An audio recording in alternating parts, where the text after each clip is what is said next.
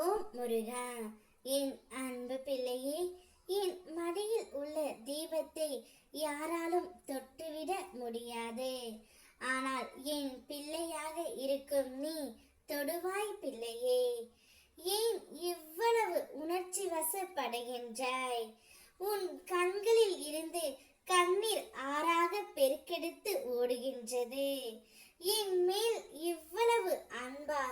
என் ஆலயம் வருகிறாய், தீபம் ஏற்றுகின்றாய். உன் பிரார்த்தனைகளை கூற கூட உன்னால் முடியவில்லை.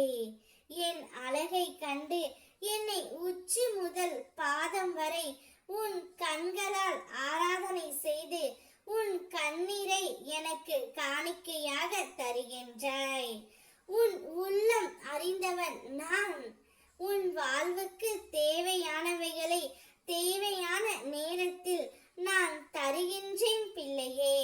என்னிடம் வந்து சரணடைந்து விட்டாய், பிறகு என்னடா உனக்கு கவலை?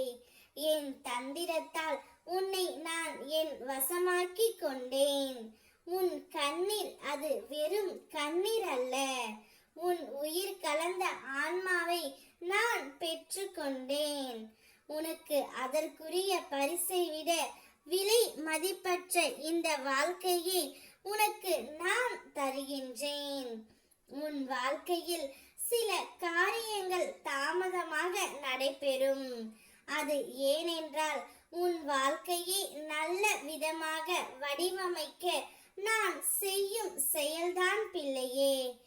எதுவும் சீக்கிரமே நடக்க வேண்டும் என்று உன்னை நீ துன்பப்படுத்திக் கொள்ளாதே. நேர்மறையான எண்ணங்களோடு உன் நம்பிக்கையை பிடித்துக்கொள் பிள்ளையே.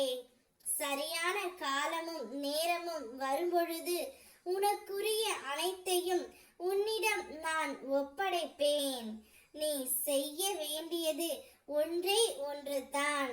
உன் எண்ணத்தை உன்னுடைய குறிக்கோளில் வைத்துக்கொண்டு உன்னால் முடிந்தவற்றை தினமும் முயற்சி செய்.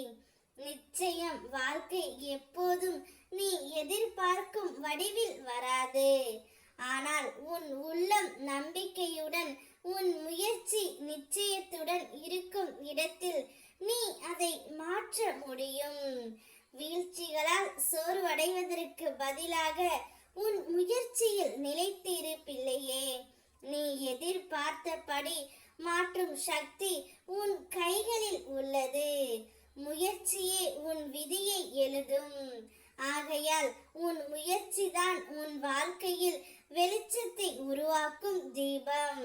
நீ முயற்சி செய். நான் உன்னுடன் இருந்து உன் பாதைகளை ஒளிர செய்கின்றேன். என் மடியில் இருக்கும் தீபம் உன் வாழ்க்கையை மாற்றிவிடும். ஓம் முருகா.